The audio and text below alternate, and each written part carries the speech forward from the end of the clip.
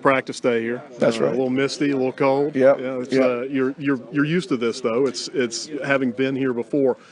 Talk about the transition of coming back in the role you're in now versus the role you had here as a GA previously.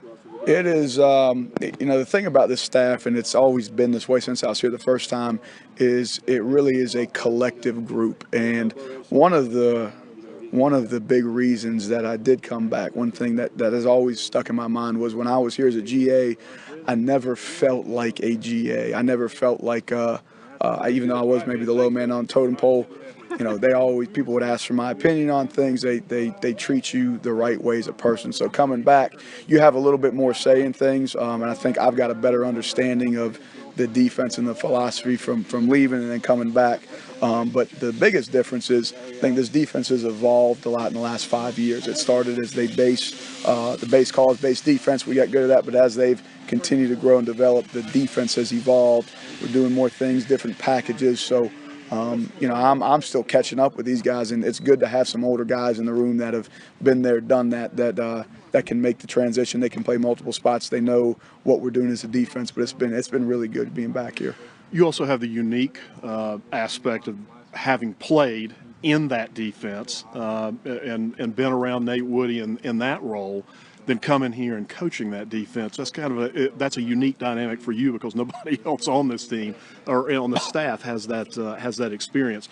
What was it? I guess the question would be, how easily did it transition from being a player in it to being a coach within that system, and how much from your playing days were you able to draw over and kind of easily transition into coaching that scheme? There is a lot of carryover, but the biggest thing is, as a player, as long as you understood it, that's all you had to do. As a coach, you've got to be able to communicate what your job is to people that are that learn differently. So you've got to take what you know and be able to teach two different guys that somebody might be able to watch on film and get it. Somebody's got to do it on walkthrough.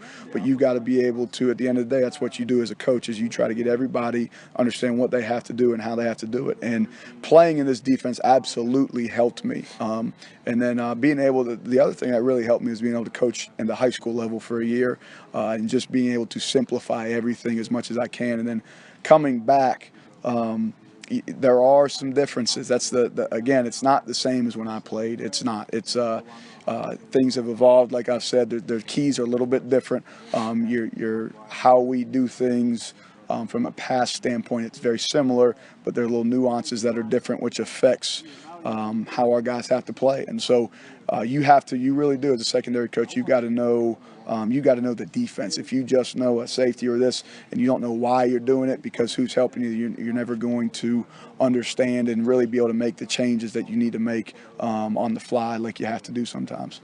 So when coming in here, you come in with a veteran group of players, some guys that know what they're doing, they've been on the field, they've seen significant game reps. It's kind of nice to come in with that kind of depth and experience there.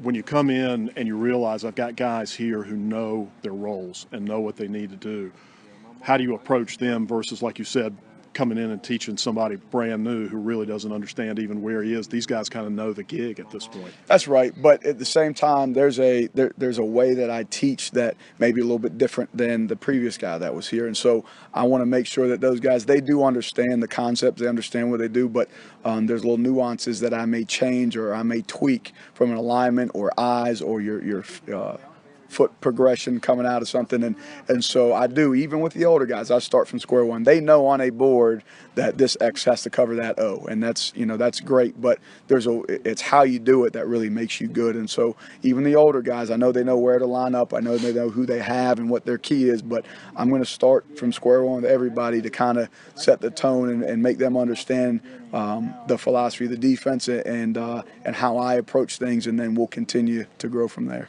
So give me a 2-week assessment of who's playing well. You've used some different combinations of guys, some different spots. I know Huff's a little dinged up right now, but I saw some interesting stuff with him at free. Yep. Josh pushed down to strong. Yep. Obviously X can play either one. That's right. Caden's a little dinged up right now, but he's was very effective last year. Got really physical when he got healthy. Talk about the guys in general and how you like what you're seeing from them, and then where they need to improve. I think I could not be happier with the group of guys that I've walked into. I think it's like you said, they're a veteran group. The thing I think that helps them out is most of those guys have played multiple positions. They played both safety spots. Josh he still gets reps at free and strong. X plays free strong, and he'll drop down and play our outside back of the field. Our ankle will also be our nickel back. And so, they're guys that, because they play multiple spots, same thing. They know the concept, they know where their help is, and so if you make an adjustment, it's very easy for them. And so they're very in the meeting rooms, they're very attentive, they're taking notes, they're asking good questions. The young guys are learning from them. They ask me questions, they ask them questions. So from those guys, it's been they've done a really good job of it, and heck, some of them are a little further ahead on some stuff than I am. I'm still getting caught up. But as far as where we need to improve, I don't think anybody has arrived by any means. I mean, they're the things that get you in trouble, the same things that got the guys at Wofford in trouble, same things that get the guys at LSU or Colorado, whoever it is, in trouble. It's there's a progression you have to go through, and I told these guys afterwards today, I can tell when they know what they're doing on the field. And today, there was not a lot of thinking involved. We got a call, they saw the formation, they got their checks, they knew what they were doing, they could line up, they had some confidence, and they could go play fast. And in the past few days, there's been times where they're kind of looking around, waiting for somebody else to give them a call. They don't quite know what's going on. So today, we played a lot faster than we have in the past, and that's what we need to continue to do. And that's what these guys have to set the expectation. And I told them after practice today that the guys it's good to have these guys come back that have played here before. The Doug Miltons, Keenan Gilchrist, Kendall Lambs, Blair, Kilgore, all those guys. And most of them I was with before. And the thing I told my guys, every one of those guys has deficiencies. They do. They're not perfect football players, but what makes them different and special is they are the biggest competitors I've ever seen. They understand their deficiencies and they work to get better. I mean, they were in there every day trying to get more flexible, doing extra work after practice. That's why they're playing on Sundays. There's guys that have really good skill sets that don't have that attitude and competitive nature, that don't ever continue to play or even play on Saturdays. So that's what these guys got to understand. We don't have a perfect safety out there, and I've never met one.